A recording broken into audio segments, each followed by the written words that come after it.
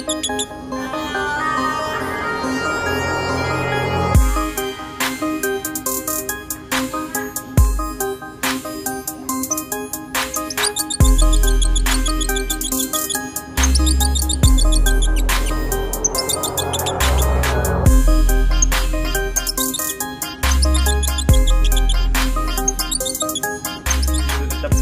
satu burung itu dijamin pasti gacor Mas ini. Pasti gacor, 2 minggu insya Allah ada perkembangan. Gitu ya Mas Dini ya, amin. Nah dengan sistem seperti itu jenengan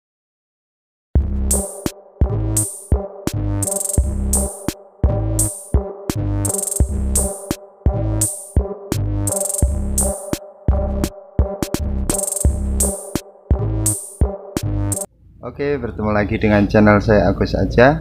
Untuk hari ini saya sudah bersama dengan Mas Denny M dari Jepara. Dari tim apa Mas kemarin Mas?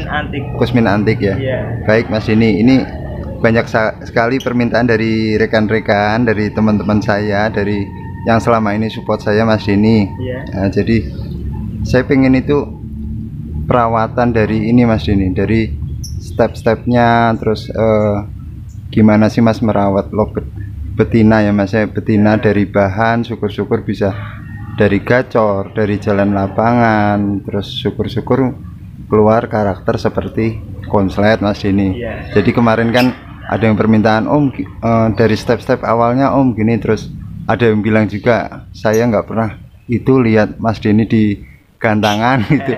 Jadi gini Mas ini, di sini saya mencari narasumber seperti jenengan yang kira-kira tidak tahu jenengan punya apa ibaratnya trofi berapa, juara di mana. Saya tidak butuh itu Mas ini.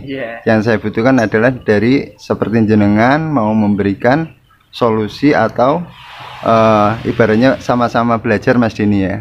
Karena gini Mas Denny, sebaik-baiknya umat adalah orang yang bisa bermanfaat buat orang banyak ya, gitu Mas Denny. Pripun Mas ini langsung aja nih Mas Denny, terutama dari perawatan dari lobet bahan ini Mas Denny. Kalau lobet bahan tetap seperti perawatan dasar ya Mas. Tetap kalau pagi jemur, mandi tetap rutin, jemur secukupnya. Kalau betina tetap buat jemur yang penting. Tapi kalau udah ngeriwik menurut saya kalau bahan itu udah cukup di hentiin jemure, maksudnya jemure nggak dilanjut lagi. Gitu. Itu kalau bahan. Terus untuk tapi yang penting kita kalau pilih bahan itu yang penting ada feeling juga dari yang rawat. Yang penting ada feeling, durasi udah dapet itu. Oh gitu. Berarti kalau untuk durasi biasanya dari PAUD sih udah kelihatan ya. Kalau betina dewasa. Berarti gini Mas Denny, saya ambil kesimpulan jenengan berarti step awalnya berarti bahan dari betina itu sudah punya durasi. Durasi. Terus dari perawatan pagi jenengan mandi seperti biasa pagi mandi, terus embun jemur apa itu ya Mas ya, itu seperti biasa ya. Mandi malam pakai Mas Denny? Kalau mandi malam pakai aku tetap pakai mandi malam. Tetap pakai mandi malam Mas Denny ya. Nah ini Mas Denny, selama dari bahan nih Mas, selama dari bahan ini dia single terus dengan sistem koloni atau dengan di ruangan sendiri Mas ini? Single di ruangan sendiri Mas, biar gacor dulu. Tetap nggak ada temennya samping-sampingnya Mas? Samping-sampingnya single tetap di ruangan satu burung. Itu dijamin pasti gacor Mas ini? Pasti gacor, 2 minggu insya Allah ada perkembangan. Gitu ya Mas ini ya, amin. Nah dengan sistem seperti itu jenengan memakai pakan racik atau pakan kencang ini Mas ini? Kalau masih single bahan belum gacor tetap pakan kencang Mas. Pakan kencang gitu? Pakan kencang. Nah pakan kencang ini banyak yang tanya Mas ini, pakan kencang itu apa Mas? Apa racikan tuh seperti millet putih, kenarisit, apa itu? Itu saya udah pakai yang kemasan Mas. Pakai pakan bejo itu. Kalau saya itu kenceng. Dan itu tak tambahin EF, kadang jagung seminggu 1 kali atau 2 kali. Lihat kondisi burungnya, kalau udah enak jagung seminggu sekali nggak apa-apa. Pakai vitamin Mas? Vitamin kalau kondisi macet atau enggak mau keluar durasi itu pertama ini emang pakai vitamin. Vitaminnya tetap pakai bejo. Oh, pakan bejo.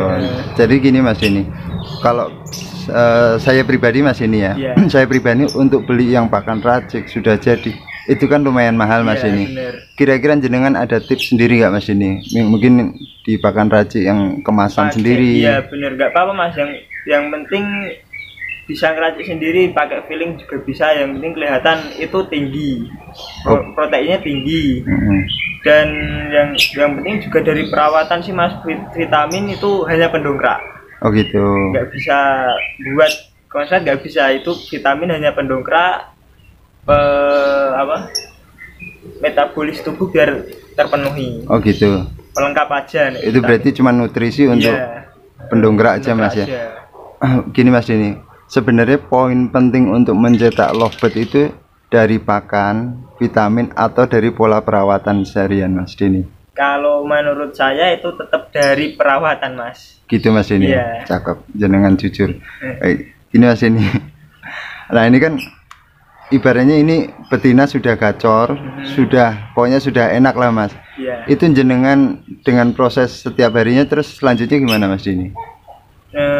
Kalau udah gacor ya Mas, itu harus coba dibawa ke lapangan dulu, atau kalau setidaknya dibawa direndeng bareng-bareng. Kalau udah bunyi gacor atau doblan, udah enak, udah di lapangan udah mapan, itu pakan milet polos dulu aja. Oh gitu Mas. Kembali ke polos kalau betina. Baik, ini Mas ini, maaf ini saya potong.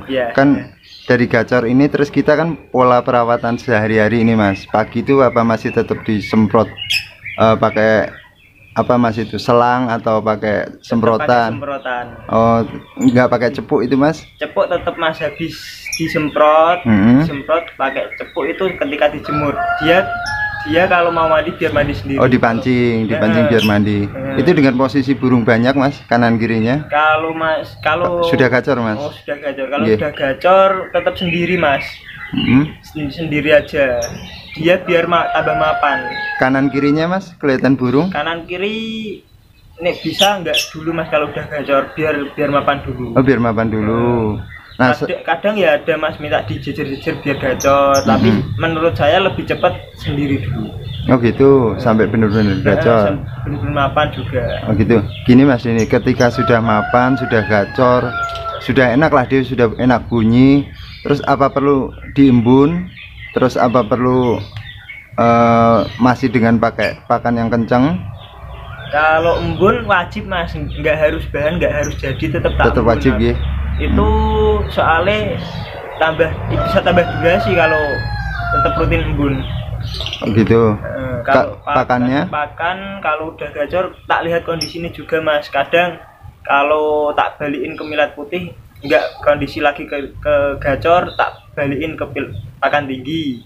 Kalau udah milat polos tetap gacor, tak lanjut pakan polos saja Mas. Oh gitu Mas ini. Baik, ini Mas ini ada pertanyaan gini Mas ini.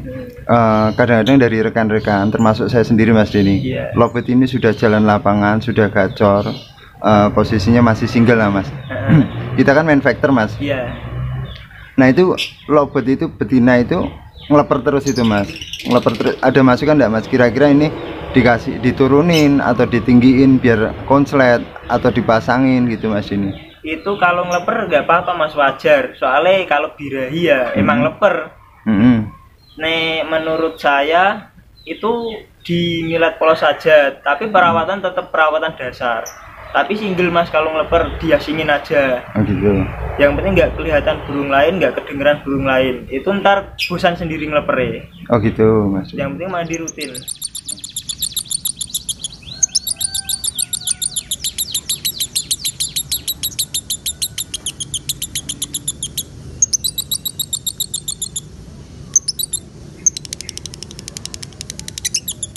Nah, sebenarnya kalau bermain lovebird ini wajib diuntul atau dikoloni atau dicarikan pasangan, itu wajib enggak Mas Denny?